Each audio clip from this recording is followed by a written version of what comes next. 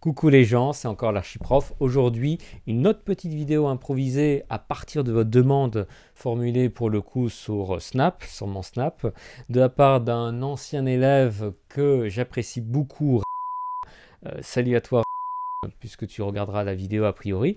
On va pas se mentir, hein, ça y est, pour le coup, le printemps, il nous nargue vraiment à travers la fenêtre, mais on tiendra bon, on tiendra fort contre le coronavirus. Et en attendant, on s'accroche au quotidien, on s'accroche à la routine, on continue de s'efforcer de progresser et de vivre sa vie comme si de rien n'était. Et pour le coup, vivre sa vie pour... en fait, est un ancien élève à moi, hein. Les anciens élèves à moi, à partir du moment où j'ai été leur prof, je serai leur prof toute leur vie. Donc vous aurez toujours le traitement de faveur. Et pour le coup, le traitement de faveur, c'est quoi? C'est le petit coup de main, le petit coup de pouce pour un devoir maison. Je passe direct sur mon rendu, sur mon retour vidéo. Mon retour vidéo qui nous dit quoi? Qui nous dit le petit sujet. Alors... m'a sollicité pour des notions très générales par rapport à la question de la littérature et de l'enseignement du français en général. Alors en fait, il a un devoir sur la scène d'exposition de l'école des femmes. Oui, c'est l'école des femmes. J'avais même pas vu, hein, mais vu l'histoire, ça m'a l'air d'être ça. Et vous voyez, c'est l'acte 1, scène 1. Donc ça, il faut le savoir, hein, dès qu'on a une partie de la pièce aussi proche du début, c'est que c'est la scène d'exposition. Et pour le coup, si vous avez un acte 1, scène 1 à commenter, il faudra toujours que la problématique soit en rapport avec cette idée, cette notion toute simple de scène d'exposition. C'est-à-dire que c'est le moment en fait où on va présenter l'intrigue, mais du coup, toute la question, c'est de paraître naturel alors qu'on est en train d'expliquer l'histoire. Moi, je vais filer un coup de main précisément sur cette partie, c'est-à-dire des questions de réflexion préparatoire. En gros, il va s'agir de bien réfléchir par rapport à ce qu'est le théâtre. Et pour le coup, là, la prof de a cherché à positionner son élève sur la spécificité du théâtre par rapport aux autres objets d'étude. Donc pour rappel, c'est 4 objets d'étude: le roman, le théâtre, la poésie et la littérature d'idées. On ne l'oublie pas. Là, je vais faire l'enseignement général, c'est-à-dire que ça peut être utile à tout le monde. Je le place en début de vidéo, forcément, parce que ça, c'est quelque chose que vous devez tous comprendre avant de passer le bac et précisément avant d'aborder l'approche d'un texte et le commentaire de texte en général. On ne va pas poser les mêmes questions à un texte de roman et à un texte de théâtre ou à de la littérature d'idées. Pourquoi? Parce que dans tous les cas, on n'a pas du tout la même position, le même positionnement de l'auteur par rapport à ce dont il est en train de parler. Et c'est lié en fait aux fonctions de ces différents objets d'étude. Par fonction, il faut juste entendre le but de l'auteur. Quel est le but de l'auteur au moment où il écrit tel ou tel texte? Quel est le but de l'auteur lorsqu'il écrit un roman? Ce ne sera pas pareil que lorsqu'il écrit un texte d'essai, c'est-à-dire de littérature d'idées. Bon. Et donc c'est ça qu'on va voir aujourd'hui. Alors la question c'était... quelle fonction le narrateur remplit-il dans un récit? Vous l'avez ici. Roman, conte, nouvelle. Y a-t-il un narrateur au théâtre? Bon, assez général. Alors, moi, je vais aller plus loin encore parce que je vais vous positionner par rapport à l'ensemble des genres et des objets d'étude. Moi, je vais vous apprendre tout ce qu'il y a à savoir sur les objets d'étude. Si vous voulez des précisions, n'oubliez pas, allez, rendez-vous sur le Twitter, vous me lâchez le petit DM, vous me lâchez la petite notification, il n'y a pas de souci. Je vous filerai toujours le coup de main. Il y en a qui en profitent, il y en a clairement qui me convient à leur bac blanc, pourquoi pas. Dans le respect de la forme d'exercice et dans la mesure où on est là pour examiner votre niveau, pas le mien. Et donc, la question aujourd'hui, c'est 4 objets d'étude. 4 objets d'étude. Aujourd'hui, j'ai vraiment essayé de vous mater dans les yeux, alors j'écris 4 objets d'étude égale 4 approches du texte, égale 4 fonctions. 4 fonctions de l'écriture. Bon. Alors, ce document, je le partagerai sur ma plateforme archiprof.fr. Donc, vous avez le lien dans la description. Et puis, de toute façon, vous pouvez toujours aller dans la description de ma chaîne. Vous trouverez aussi le lien de la plateforme. Et donc là, vous aurez ce texte que vous pourrez suivre en même temps. Ça permettra de baliser si je vais trop vite ou quoi. Vous pouvez toujours vous en référer au texte de base. Donc, 4 objets d'étude. Le premier objet d'étude, du coup, on va aller voir du côté du roman. Pourquoi? Parce que là, on est confronté au roman avec la question du narrateur. Le roman. Quelle est la fonction essentielle du roman? Alors, j'ai fait bouger un truc. Quelle est la fonction essentielle du roman? Alors, à la base, on vous donne des romans à lire avec des descriptions sur la société, sur la psychologie, sur les personnages. C'est assez profond. Il faut savoir que, pour le coup, le roman, originalement, c'était un genre qui était aussi déconsidéré que Netflix aujourd'hui, quand il n'y avait pas encore la 4G. Et du coup, le roman, ça consistait en quoi? Ça consistait simplement à se mettre bien, chiller, c'est-à-dire tranquillement se poser et se distraire, se divertir. La fonction essentielle du roman, c'est le divertissement. Si on t'a dit autre chose, c'est faux. C'est absolument faux. Je vais anticiper sur le théâtre. Je bouge mon micro, ça ne va pas du tout. Alors, la fonction essentielle du roman, je l'ai dit, c'est le divertissement. On est là pour se mettre bien, on est là pour se détendre, on est là pour se mettre au calme. Et puis, on est là pourquoi? Pour oublier notre train-train quotidien. L'oubli du train-train quotidien, elle est directement dans le terme de divertissement. Divertissement, ça vient du latin, ça vient de divertor, et littéralement, ça veut dire tourner la tête, tourner le regard.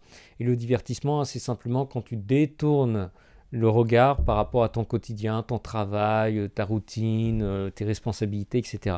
Tu te divertis et t'arrêtes de regarder les soucis en face et tu te mets bien avec ton petit roman et puis tu pars dans un autre monde, un monde fictionnel, imaginaire, et tu te permets de rêver un petit peu à autre chose que ta réalité prosaïque, quotidienne, fatigante, pour laquelle il faut se lever tous les matins, pour laquelle il n'y a même plus moyen de sortir de chez soi, parce que de toute façon, notre réel, c'est le virus international et sa pandémie, etc., etc. Je vais me calmer. Je vais me calmer. En dépit de tout ce beau ciel bleu dehors, je vais essayer de me calmer. J'avais même sorti la chemise à fleurs, mais bon, dommage. Donc, le divertissement, disais-je, je vais rajouter la petite étymologie qui m'est bien. Étymologie, c'est quoi? C'est l'histoire du mot, l'origine du mot. Donc, origine latine, divertor. Si tu sais divertor, t'es en or, direct, tu te mets bien pour ton oral. Forcément, c'est pas obligatoire, t'es pas là pour apprendre le latin. Mais divertor qui veut dire détourner le regard, tourner la tête. À l'origine, il y a d'autres sens. Et du coup, le divertissement, ça signifie quoi? Ça signifie se détourner de son quotidien pour partir vers un ailleurs imaginaire forgé par la fiction narrative. T'as vu que j'en ai des belles phrases. Toi aussi, tu peux les avoir. C'est pas compliqué. Donc, la fonction et le divertissement. Pour l'instant, c'est tout ce que je dis. C'est tout ce que je dis parce que j'ai autre chose à introduire. J'ai la comparaison avec le théâtre. Alors, oui, parce que c'est ça l'enjeu de la question de sa prof. La fonction du théâtre, c'est quoi? Les gens, ils vont au théâtre. De même qu'on va au cinéma. Et la fonction du cinéma, tu la connais, c'est la même que pour Netflix, c'est la même que pour l'UGC Gaumont, c'est encore le divertissement. Ben oui, c'est exactement pareil. Je ne vais pas répéter l'origine latine du coup, mais c'est le même principe. On va au théâtre, pourquoi? Pour se sortir du quotidien, donc on fait ça en soirée à la fin de la journée de travail, on s'isole dans une petite salle avec plein de monde, et là dans le noir, on va voir des acteurs sur scène, et on va oublier la réalité, et on va se projeter dans un univers d'intrigue, pour le coup, où on va voir des grands sentiments, des beaux sentiments, de belles phrases, de belles paroles, que t'inquiète pas, on n'a pas au quotidien pour exprimer l'amour. Donc, si on regarde bien le roman de théâtre, on va avoir la même fonction de divertissement, et pourtant on n'a pas du tout le même produit. Dans un cas, on a un épais bouquin avec du papier et des lettres. Dans l'autre cas, on a une scène de théâtre avec des acteurs qui parlent et qui agissent. Bon, alors déjà, du coup, on sait que ça ne va pas fonctionner sur le même mode. On démarre sur le théâtre. Le théâtre, ça veut dire quoi? Le théâtre, à l'origine, ça vient du grec. On hésite encore sur l'étymologie, mais c'est quelque chose qui a un lien avec le fait de regarder. En grec, c'est la contemplation. Enfin, c'est lié à la contemplation. C'est-à-dire qu'il y a un rapport de regard, on aura compris, un spectateur en latin, ça vient de spectaculare, c'est-à-dire observer, examiner. Bon, donc en gros, on est dans un rapport de regard entre un spectateur et la scène, le public et la scène. Facile. Qu'est-ce qu'on regarde? On regarde des gens en scène. Qu'est-ce qu'ils font? Ils font des actions, ils ont des actions, ils se déplacent dans l'espace, ils pleurent, ils se tapent les uns les autres, que sais-je, et ils parlent. Des actions et des paroles. Quand tu regardes l'étymologie, désolé d'insister sur les étymologies dans tous les sens, mais c'est important. Quand tu regardes l'étymologie de dramatique, puisque le théâtre c'est l'art dramatique, ça vient du grec, drama, et ça veut dire les actions. Des actions, c'est un autre pluriel. Des actions, effectivement, c'est ce qu'il y a à regarder sur une scène. Des actions, et puis pour le reste, tout ce à quoi on va pouvoir avoir accès, c'est des paroles des personnages qui s'échangent entre eux. Bon, des actions, des paroles, très bien. Et du coup, le spectateur, il est planté dans son théâtre, parmi le public, et il mate, comme ça, les acteurs qui parlent et les acteurs qui agissent. Et il bouge pas, hein, il bouge pas. Alors, laisse-moi te montrer un petit peu ça en situation, grâce à modernité. Regarde-moi ça. Typique du théâtre. De tendresse et de beaux sentiments, je défie à la fois tous vos vers, vos romans, vos lettres. Lisez tout. C'est Arnaud de l'école des femmes. Donc, qu'est-ce qu'on voit? On voit des acteurs sur scène. Nous, on est plantés bien devant, on les mate, on bouge pas, c'est-à-dire qu'on ne peut pas changer de place. On est bloqué. Tout ce qu'on peut faire, c'est promener les regards à la limite pour passer de l'un à l'autre. C'est nous qui dirigeons notre regard. Ça, typiquement, c'était parfaitement anti-théâtral. Pourquoi? Parce qu'en fait, on a changé de caméra. On ne change pas de caméra, hein. De toute façon, on n'est pas une caméra, on est un spectateur en salle, on ne peut pas faire ça, on ne peut pas changer les valeurs de plan. On est toujours positionné au même endroit, à mater nos acteurs qui agissent et qui parlent, et c'est tout. C'est tout. Aussi élémentaire que ça. Et du coup, qu'est-ce qu'on va regarder? L'art dramatique, ça consiste en quoi? Ça consiste à voir le déploiement d'une intrigue qui relie différents parcours, différents personnages autour d'un but ou d'une histoire commune. Bon, et c'est ça qu'on regarde. Et cette intrigue, elle doit se montrer au travers de leurs actions et de leurs paroles, parce qu'on se souvient, il n'y a rien d'autre. On n'a pas accès à leurs pensées, on n'a pas accès à l'histoire, au passé. C'est des gens en place sur scène et c'est tout. Bon, maintenant, on va voir qu'est-ce qui se passe quand on va du côté du roman. Faire ça par étapes. L'étape suivante, ça va être le cinéma. Eh oui, le cinéma, c'est inattendu. Alors, je vous ai mis un petit extrait. Je ne vais pas le lancer parce que j'ai peur qu'il me poursuive pour les droits dans tous les sens, parce qu'en fait, il s'agit de quelqu'un de puissant. Voilà, le voilà, c'est Clavier. Donc, j'adore la ganache de Clavier, hein, quand il joue au Napoléon. Clavier qui, du coup, on s'en fiche de Clavier. Tout ce que je veux vous montrer, c'est autre chose. C'est très exactement une idée toute simple, que vous avez tendance à oublier, qu'on a tous tendance à oublier parce qu'on ne s'en rend plus compte. Le cinéma, la différence avec le théâtre, on a des acteurs, on a des actions, on a des paroles, on n'a pas accès aux pensées des personnages, sauf peut-être s'il y a une voix off, mais la grande différence, c'est quoi? C'est ça.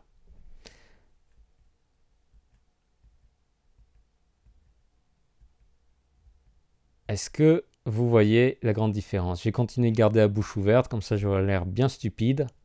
Est-ce que vous voyez la grande différence? Là, vous la voyez? Regardez. Imaginez-vous, hein, vous êtes spectateur comme au théâtre. Ça veut dire que là, en fait, on est accroupi à côté du bureau de Napoléon. Boum, là, on s'est caché derrière le sofa. Là, on commence à se rapprocher pour les voir en train de boire leur brandy. Et là, carrément, on est en train de se préparer à rouler une galoche à Malkovich, qui joue les Talleyrand. Bon, pareil avec le Clavier, hein. Et pour le coup, on recule un petit peu, on les mate en plan poitrine. C'est comme ça que ça s'appelle. Plan poitrine, plan poitrine, plan poitrine, gros plan, gros plan, gros plan. Je vais avoir l'air d'un gros con. Vous voyez, la distinction entre le cinéma et le théâtre, c'est quoi? C'est qu'au cinéma, sans arrêt, notre regard, notre point de vue, il change en fonction de la position de la caméra. C'est élémentaire. Ça a un nom au cinéma, ça s'appelle le découpage et c'est décidé par le réalisateur. Le réalisateur, quand il prépare son film, il le découpe, c'est-à-dire qu'il le découpe entre différents cadres, différentes positions de caméra pour bien décider d'effets dramatique. Typiquement, si on a quelqu'un qui est en train de nous menacer, ça doit être le cas ici, on le prend en gros plan. Comme ça, on sent toute la lourdeur, hein, tout le danger qu'il y a dans le regard du personnage. On sent la confrontation quand on est en gros plan. Vous voyez? Ça, on l'a pas au théâtre. Au théâtre, on ne peut pas faire ça. Le cinéma, il joue sur cette idée-là, il dirige ton regard. Il le dirige. Il ne te laisse pas libre de passer de clavier à Malkovich. Si on était au théâtre, tu pourrais le faire. Hein. Tu pourrais passer ta soirée à ne regarder que clavier parce que tu en es secrètement amoureux. Il faut que j'arrête de faire des blagues là-dessus, on va commencer à le croire. Au cinéma, non. Au cinéma, c'est le réalisateur qui a décidé à quel moment tu regardes clavier, à quel moment tu regardes Malkovich. Et tu ne peux pas en changer. Hein. Tu ne peux pas aller mater Malkovich en train de se curer le nez quand clavier lui parle. Et bien, dans le roman, c'est le même principe, sauf qu'il dirige absolument tout.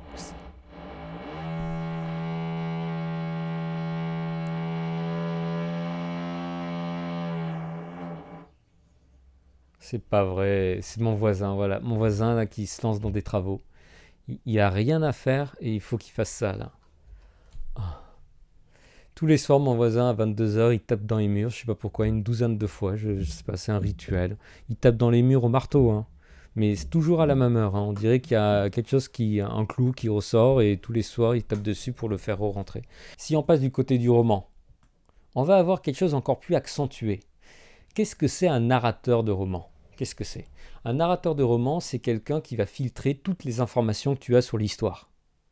C'est-à-dire que non seulement il va diriger ton regard comme au cinéma, par exemple, quand il fait une description, il va décrire le nez avant le front, donc ça veut dire que toi, tu es obligé de poser ton regard sur le nez du personnage avant de poser ton regard sur le front du personnage, même logique que le cinéma.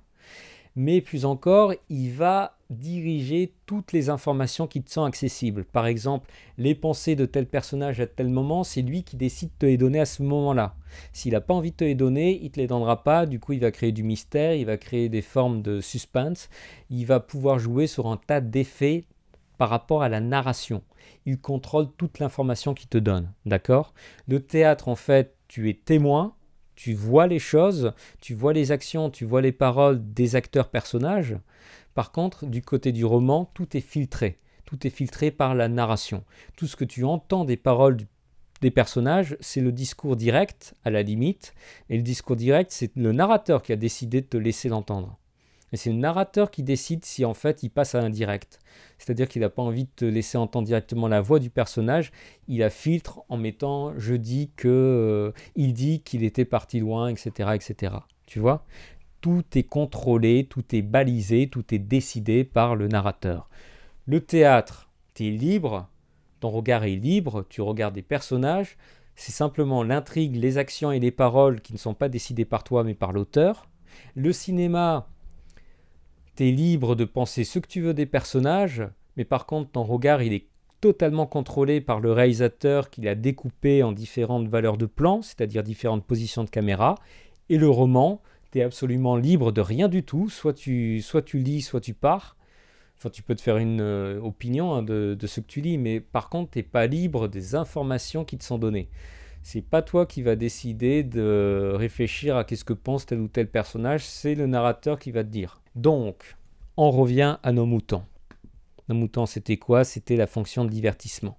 Qu'est-ce qui permet le divertissement ? La narration. L'histoire est filtrée par la narration, qui permet de contrôler toutes les informations relatives au personnage,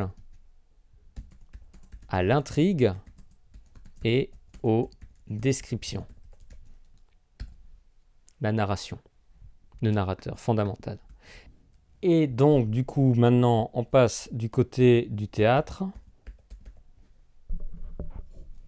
avec l'intrigue qui... donc, l'intrigue se révèle au travers des actes, des actions. On met l'étymologie, allez, on met l'étymologie. Le petit plaisir, ne l'oublions pas. Donc, étymologie dramatique. Puisque dramatique, littéralement, avant d'être relié à cette notion de drame, c'est simplement le fait que c'est du théâtre. C'est un synonyme de théâtre à la base. Donc, dramatique, ça vient du grec, drama. Et ouais, drama, le même drama qu'en anglais, des actions. Donc ça n'a rien à voir. Entre le grec et l'anglais, il y a une énorme évolution, 2 millénaires de réflexion sur qu'est-ce que le théâtre et qu'est-ce que le spectacle. Et voilà. Ah, tiens, on va rajouter d'ailleurs spectacle. Spectacle, c'est quoi l'étymologie? Spectacle. Ça vient du latin cette fois-ci. Spectaculo. Ouais, c'est ça. Et littéralement, ça veut dire observer, examiner. C'est lié aux yeux.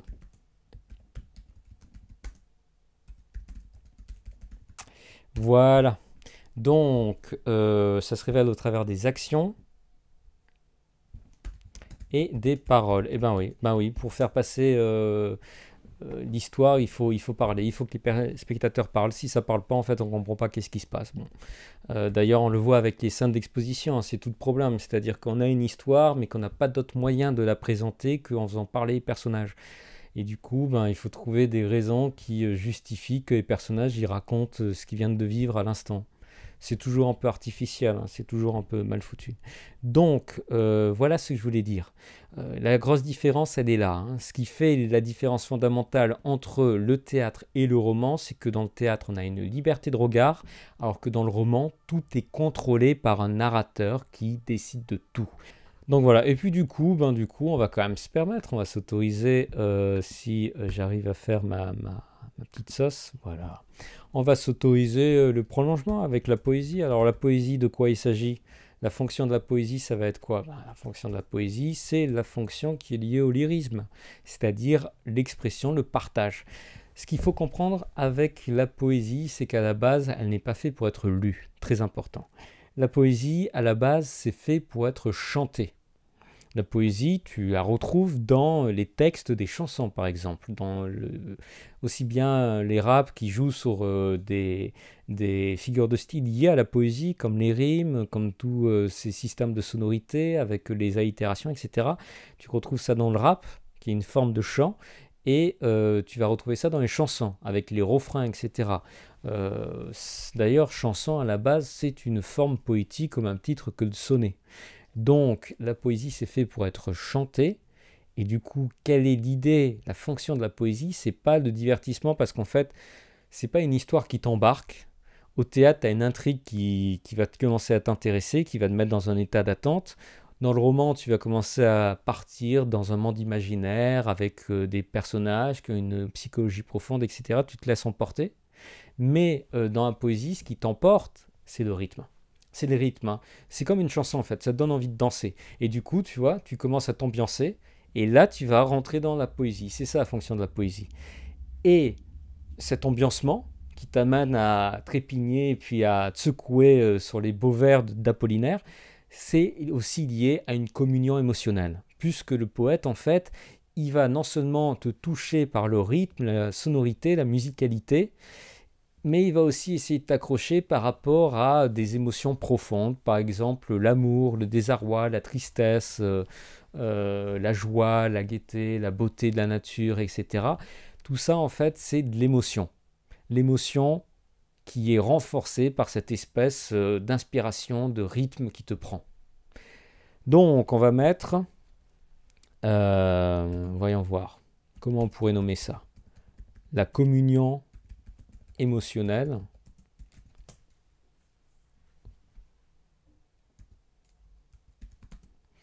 et musicale. Je vais mettre musical en général, hein, j'entends simplement cette idée de rythme, de son qui commence à t'emballer, qui commence à t'ambiancer. À noter, du coup, il y a un fort travail de la langue, parce qu'il faut à la fois être dans la communion émotionnelle, c'est-à-dire exprimer des choses, exprimer des émotions, ce qui est compliqué, parce que des émotions, ben, c'est pas comme des objets, tu les saisis pas avec les doigts, et du coup, pour que les mots les attrapent, il faut les chercher loin, les mots, avec des métaphores, avec des figures de style. Et du coup aussi, il faut que ces mots ils aient une valeur musicale. Et donc, il va falloir aller chercher les bons mots, les bonnes sonorités. Il va falloir prolonger la littération. Donc, tu vois qu'il y a un énorme effort sur le plan du langage. Tu ne l'as pas autant dans le roman et dans le théâtre. Pourquoi? Parce que, en fait, dans le roman et dans le théâtre, c'est surtout le divertissement qui compte. Et donc, ça va être l'histoire. Ce qui importe, c'est ce que tu racontes.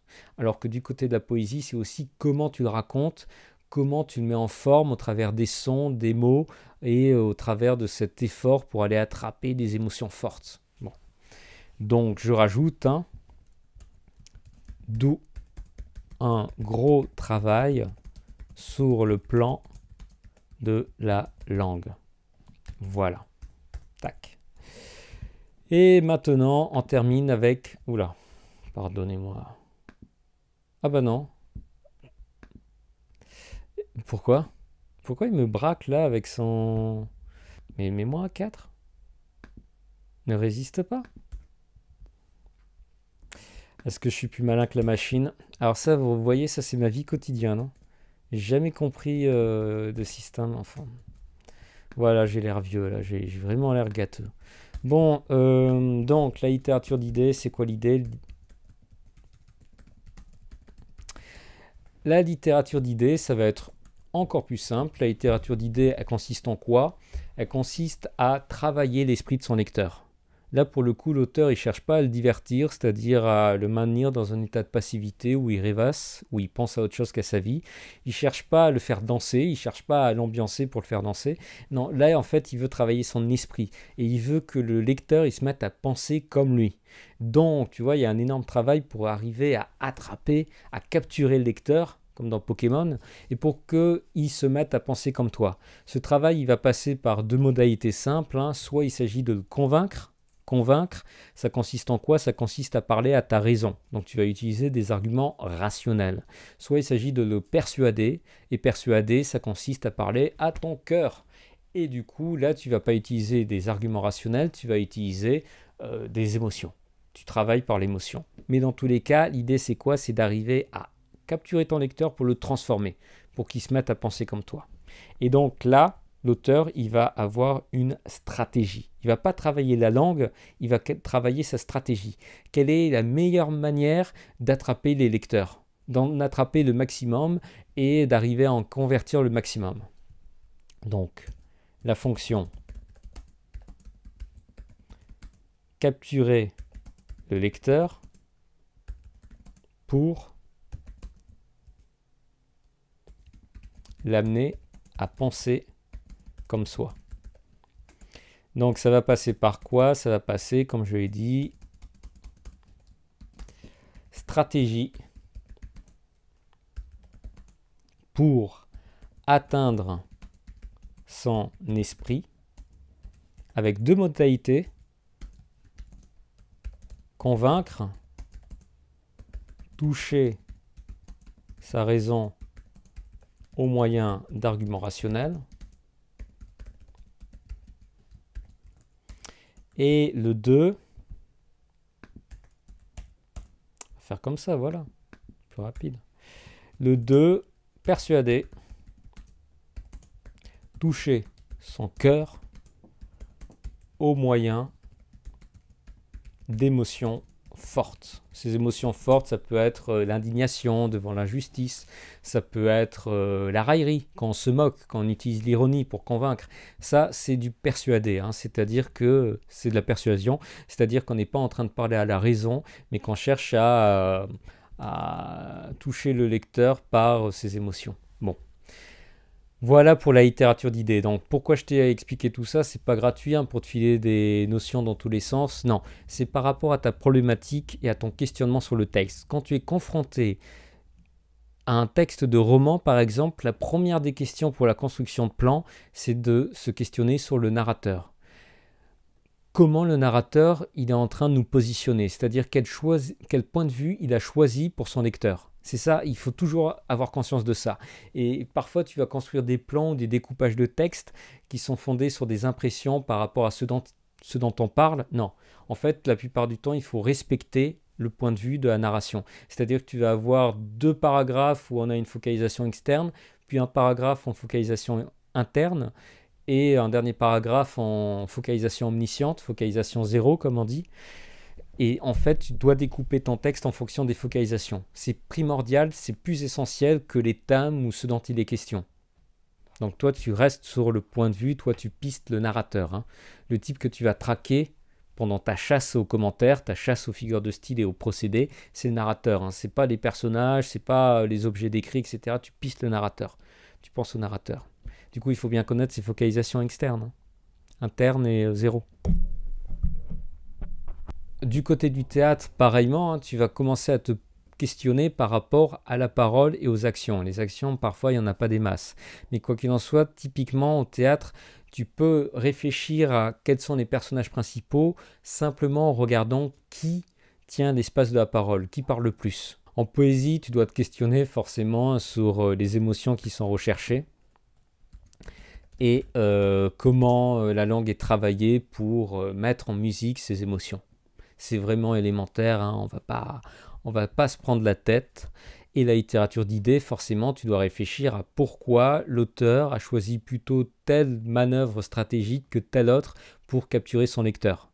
Typiquement, imaginant Diderot qui raconte l'histoire du vieillard indien dans Supplément au voyage de Bougainville, la question, c'est pourquoi il utilise un vieillard indien pour critiquer les Européens plutôt que de le faire lui-même en son nom propre. Et tu vois qu'il y a tout un questionnement sur l'étranger, qui est l'autre, etc., qui est typique des Lumières et de son interrogation de l'ethnocentrisme. Bon, je ne vais pas aborder ça ici, mais quoi qu'il en soit, ça, ce que je viens de te montrer, c'est des pistes. C'est pas gratuit, c'est vraiment ça que tu dois pister, que tu dois traquer lorsque tu fais ton commentaire. Tu dois toujours te dire, il en est où mon narrateur? Il essaie de me contrôler comment cette fois-ci, pour le roman. Ensuite, pour le théâtre, tu dois toujours te dire l'intrigue, là, comment elle se distribue entre la parole et les actions, comment ça marche, comment ça se montre aux spectateurs. La poésie, hein, comment on met ça en musique, comment ça m'ambiance, et la littérature d'idées, comment on cherche à me capturer. Hein. Voilà, il faut que tu aies conscience de ces perspectives qui sont différentes en fonction de l'objet d'étude. Alors, maintenant, mes amis, j'en retourne à mon petit cours. C'était vraiment le préambule. Petite question. Quelle fonction de narrateur remplit-il dans un récit? Tu m'as répondu généralement dans un récit. Oula, je suis très mal organisé, pardonnez-moi.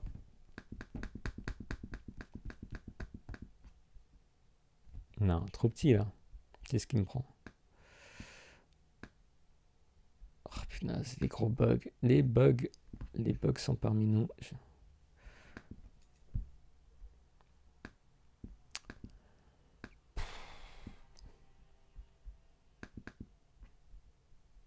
Bon, là, on va dire que vous voyez. Donc, je reprends le devoir de... Qu'est-ce qu'il m'a dit? Tac.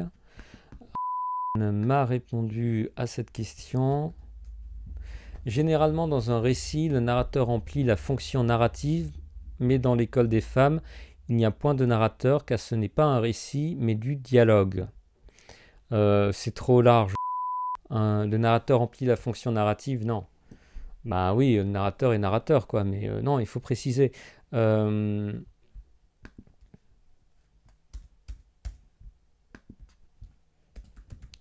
Généralement, dans un récit, le narrateur, qu'est-ce qu'il fait? Le narrateur prend en charge la présentation des circonstances contextuelles, c'est-à-dire de l'espace-temps par rapport aux descriptions, etc. Des circonstances contextuelles, des personnages,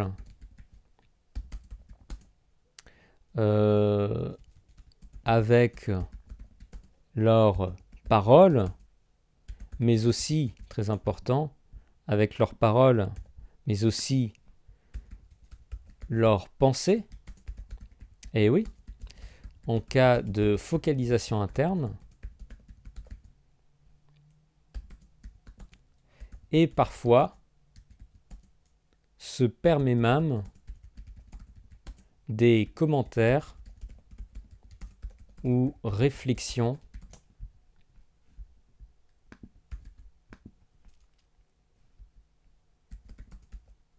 sur le récit.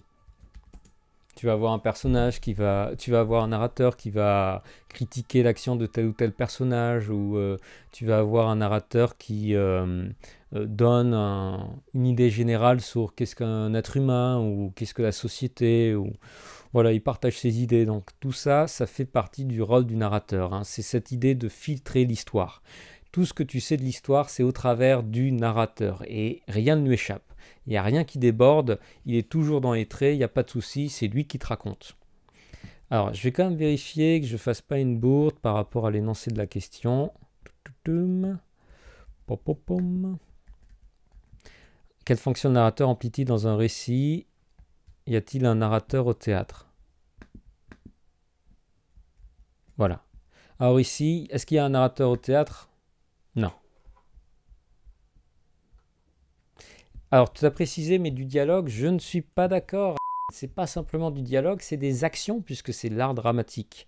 Donc, on va dire non. Il n'y a pas de narrateur, puisque les personnages sont incarnés directement sur scène par des acteurs qui donnent à voir, j'insiste sur ce verbe, donner à voir, c'est ce qu'ils font, ils donnent à voir aux spectateurs, qui donnent à voir aux spectateurs leurs actions et leurs paroles, sans qu'un narrateur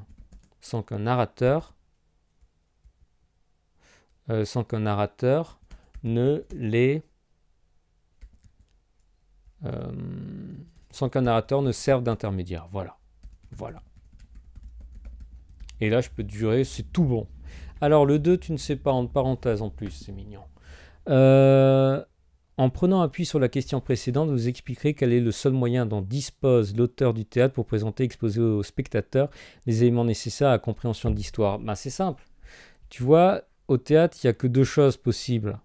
Des actions ou des paroles. Bon, des actions, ça va, l'acteur, il va pas commencer à mimer ce qui s'est passé avant et le début de l'intrigue.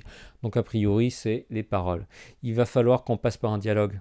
Il va falloir qu'il y ait un type qui sache pas et qui voit un autre acteur-personnage et qui lui dise « Ouais, il s'était passé quoi il y a 15 minutes ?» Et l'autre, il lui raconte tout. Comme ça, c'est bon, on a placé l'histoire, il n'y a pas de souci, on peut continuer. Donc, en gros, je ne sais pas. Si, tu sais, mais tu n'osais pas le dire. Et ça, il faut renoncer à ne pas oser dire les choses. Alors, tu savais, et la réponse c'était au théâtre, du coup. Je fais le connecteur logique pour brancher avec la réponse précédente. Au théâtre, du coup, l'auteur doit nécessairement passer par des échanges de paroles. Alors, on va mettre des paroles en général, parce qu'on verra qu'il y a une question qui précise cette question. Donc, doit passer par des paroles pour installer son intrigue. C'est vraiment cette idée d'installer son intrigue. Et la présenter au spectateur. Tu vois, au théâtre, on n'a qu'1h30, on n'a pas le temps de niaiser. Il faut y aller, il faut être direct. Donc il faut qu'il y ait quelqu'un qui dise ouais, en fait l'histoire ça parle de ceci, cela, bon visionnage. Donc voilà, il faut passer par des paroles pour installer l'intrigue. Allez, on fait du zèle, d'où le rôle de la scène d'exposition qui permet littéralement d'exposer l'intrigue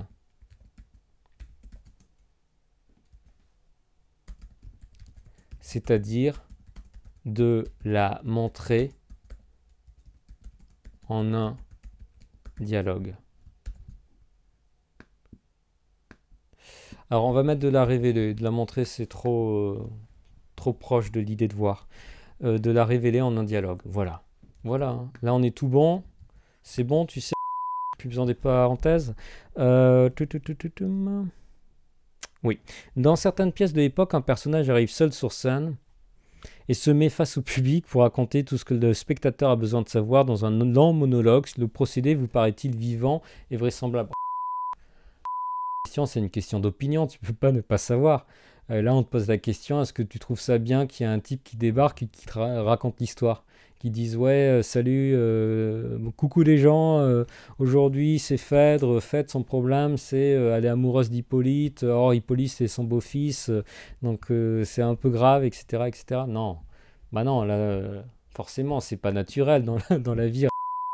Quand tu as un problème, tu te poses pas au milieu de ton couloir et tu commences à débiter ton histoire. Non, c'est pas naturel, c'est parfaitement artificiel. Ce procédé n'est pas tellement naturel. Je sais même pas quoi dire. Ce procédé n'est pas tellement naturel puisqu'il révèle que la parole théâtrale n'est pas simplement, puisqu'il révèle que la parole théâtrale n'est pas, si en fait n'est pas simplement un échange entre personnages fictifs, mais s'adresse à un public, extérieur. Oula.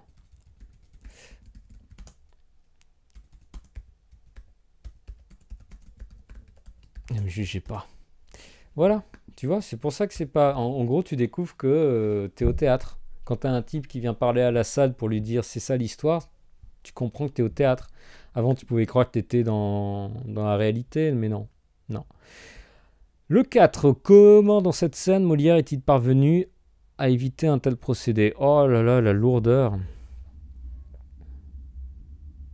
Je devrais pas dire ça, hein. S'il faut ton prof, il va voir la vidéo. Mais c'est pas la question, hein, qui je trouve lourde. C'est juste, c'est difficile à préciser. Alors là, quand même, tu sais quoi? J'ai envie de te lâcher sur cette question. Mais non, je lâche jamais. Un de mes anciens élèves, quand même, je l'ai eu personnellement dans ma classe, hein. Il a eu mon apprentissage. Non, on va pas le lâcher. On va dire ici Molière.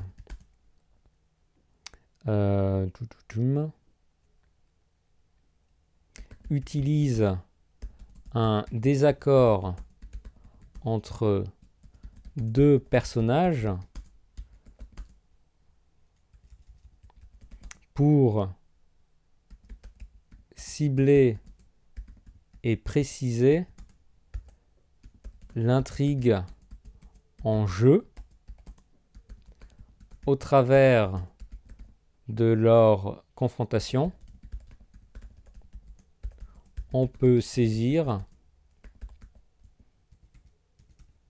le problème qui se pose à Arnolphe. Voilà, on l'a fait limite, cela, parce que franchement, c'est pas une question intéressante. En gros, tu vois, il crée une petite histoire, donc il va créer une opposition entre Chrysalde et Arnolphe pour qu'il y ait une occasion, un prétexte de réexpliquer l'intrigue. Bon, c'est ça la question. Alors maintenant, on passe aux questions suivantes. Là, bon, ça va vraiment être lié au cours de... Je vais le mettre à part, mais vous n'êtes pas obligé de continuer. Je vais juste vérifier que tout est bon.